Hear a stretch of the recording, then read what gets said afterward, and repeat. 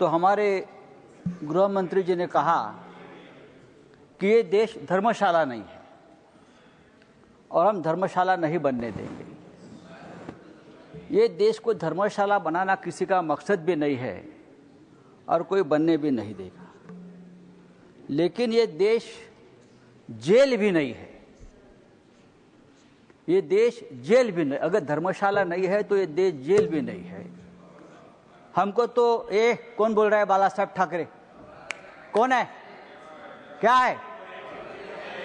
Please please please इधर से please कुछ भी कमेंट करते हैं वहां से। प्लीज नहीं, हम सुनते रहते हैं, बोलते रहते हैं। क्या है? आपको क्या मालूम है?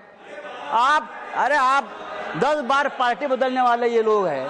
संजय राउत जी, ये घुसखोर है। संजय राउत जी प्लीज हमने आपको इंटरप्ट किया है क्या? प्लीज प्लीज नहीं, सब कमेंट्री रोको। मेरा टाइम अभी शुरू हो गया है। तो 10 साल से ये देश के लोगों को एक तरह से जेल में रखा गया है।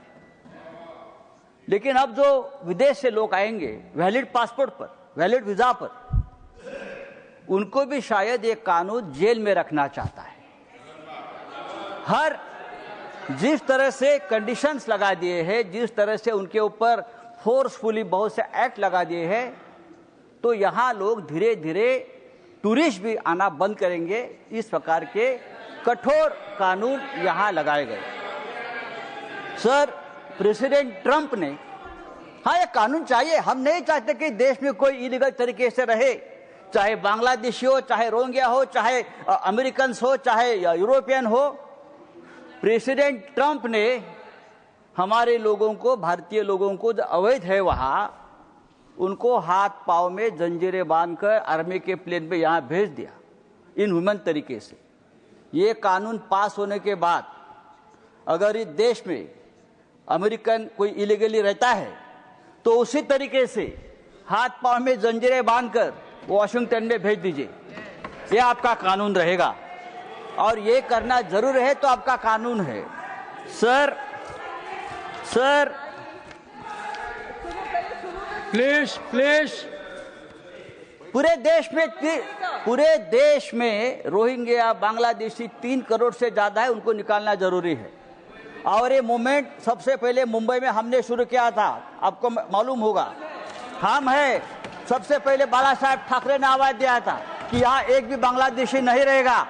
ये हम लोग हैं जो उनके साथ मुंबई में।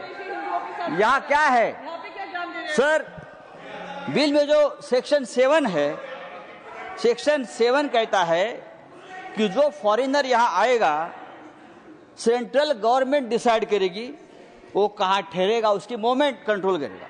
वो किस होटल में ठहरेगा, कहाँ घूमेगा, कहाँ जाएगा। अगर कोई म्यूजिशियन है, कोई आर्टिस्ट है, कोई सोशल एक्टिविस्ट है, कोई डिप्लोमेट है, तो गवर्नमेंट डिसाइड करेगी।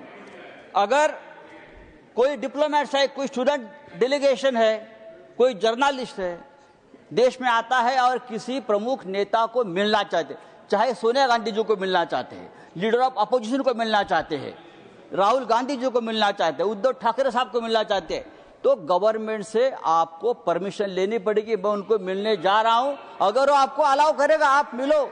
आप अगर वो मना करते हैं सरकार, तो आप उनसे नहीं मिल सकते। इस प्रकार से बहुत से प्रावधान इस कानून में है। इसलिए मैं कहता हूं आप उसको जेल बनाना चाहते हैं। देखो, इस देश में जो टेररिस्ट आए हैं, इस देश में जो इलीगल लोग आए हैं, वो वैलिड पासपोर्ट पर नहीं आए। कसाब जैसे लोग आए, वो यहाँ पासपोर्ट लेकर नहीं आए। कसाब और उनके साथ जो टेररिस्ट आए, वो वहां समुद्र मार्ग से इलीगल तरीके से आए, घुस गए, हमला कर चले गए, सरकार को पता भी नहीं चला। तो ये सब रोकने के लिए कानून की जरूरत, कानून पहले भी थे, आज अगर हम कानून और मजबूत बनाना चाहते हैं तो बनाइए, लेकिन इस कानून में ऐसे कुछ प्रावधान है। ये फिट केस है। ये बिल वापस आप स्टैंडिंग कमेटी के पास भेजकर उसके ऊपर वापस हम चर्चा करें। Thank you. पनोरमा ग्रुप, जो सोचता है वो करता है। आपके अपने सपनों का आशियाना। ये लो मुंह मीठा करो, आज मैंने अपना जॉब छोड़ दिया, अब हम पूर्णिया वापस जाएंगे। जॉब छोड़ दिया है? मतलब ये घर कैसे चलेगा? हम करेंगे क्या? और माँ बाबूजी क्या बोलेंगे? इसलिए मैं एक और मिठाई का डब्बा लाया। अपने बिजनेस के लिए लोन अप्रूव हो गया। अरे लोन अप्रूव हो गया वो तो ठीक है, लेकिन पूर्णिया में हम रहेंगे कहाँ? अपना घर भी तो नहीं है वहाँ। इसलिए तो एक और मिठाई का डब्बा अलग से लाया हूं। हमने पूर्णिया में घर ले लिया है, पूर्णिया के ई होम्स पैनोरमा में। पूर्णिया में पैनोरमा ग्रुप लेकर आए हैं ई होम्स पैनोरमा। बड़ा घर, आलीशान जिंदगी और अत्याधुनिक सुविधाओं के संग। अरे अरे, अब क्यों मुंह मीठा करवा रही हो? क्योंकि हम घर वापसी जो कर रहे हैं। घर वापसी की खुशी पूर्णिया में ई होम्स पैनोरमा के संग। ई Homes Panorama, luxurious lifestyle redefined.